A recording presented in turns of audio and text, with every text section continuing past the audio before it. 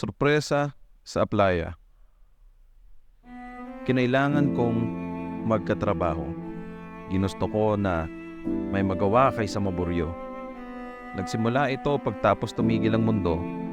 Paano? Panahong nagkalat ang sakit at sa looban lang ang mga tao. Hindi inaasahan sa isang racket kita matatagpuan. Nagsimula ako na gawin ang aking pagkakakitaan tapos dito sumaya dahil may paraan na natagpuan para pagkakitaan.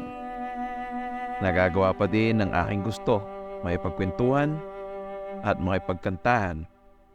Dinala ko ang mga kaibigan, hindi ko namalayan ang kaibigan dito pala matatagpuan. Ang akala ko na panahon ng kalungkutan ay mapapalitan na pala ng kasiyahan.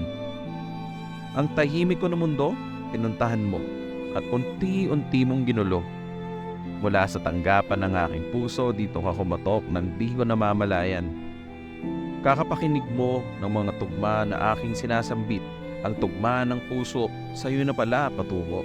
Habang ang bawat salita, iyong kinakanta, ikaw na din pala ang unti-unting hinahagkan.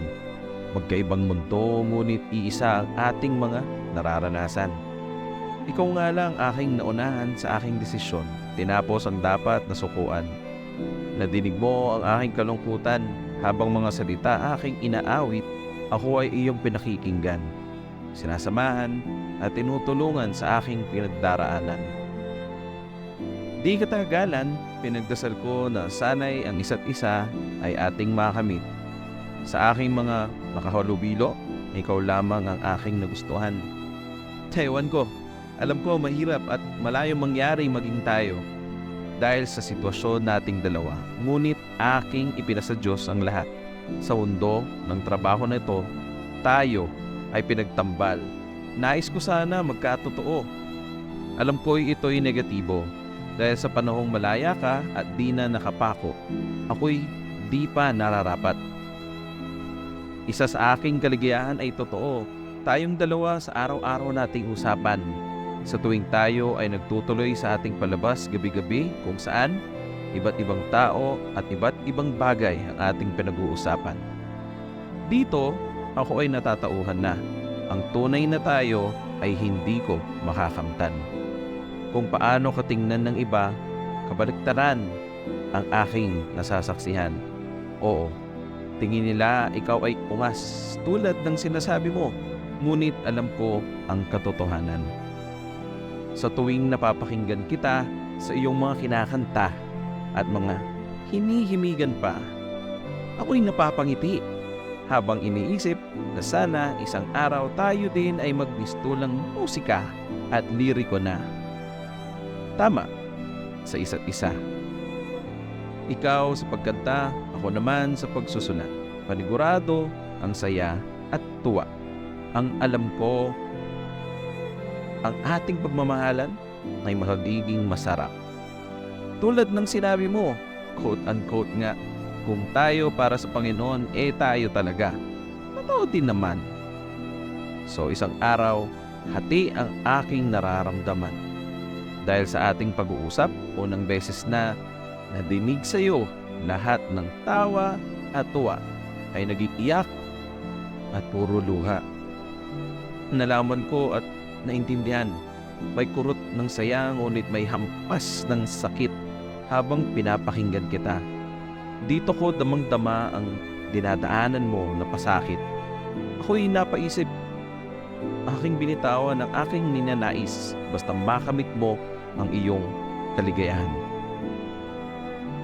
Ngunit iba ang plano ng Panginoon mula lahat ng nangyari sa ating sinimulan.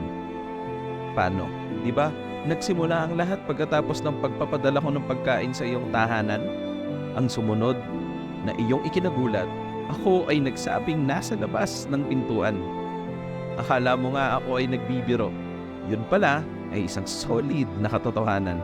Ikaw noon ay naguguluhan, ngunit kasabay ay ang iyong kasiyahan. So, dito tayo nag-usap ng harapan at dito mo sinabi sa akin na tapos na ang iyong pinagdadaanan. Puno ako ng kaba at tuwa. Ang panahon na hindi ko alam kung ang nangyayari ba ay totoo. Tulad, lagi ako ay nagdadasal at nagsasambit sa Panginoon na sana ito ay hindi isang paasa na pangyayari lamang. Ako ay nagpakatotoo at ilang beses na ulit ang iyong pagdalaw hanggat sa ako ay natauhan na ako pala ay iyong nililigawan. Akalain natin mahigit 2 taon na ang lumipas. Ako ay nagbalik tanaw, ito'y hindi basta maabot ng aking balintataw. Ang kasiyahan ay umaapaw dahil sa loob ng ilang araw tayo ay mag-iisang dibdib. Ang Diyos talaga ay nakakabilib. Kitang-kita at damang-dama ko na sinabi ko noon ay sinisigurado ko na magagawa. Ikaw ay ang tao na dinala ng Diyos na nararapat para sa akin. Ang mundong magkaiba ngayon ay iisa. Ang mga luha na umapaw noon ngayon ay mga ngiti na di mapipigilan pa. Ang mga problema bago na at haharapin nating dalawa. Ang mga hirap, lahat ay siguradong magaan dahil di na nag-iisa.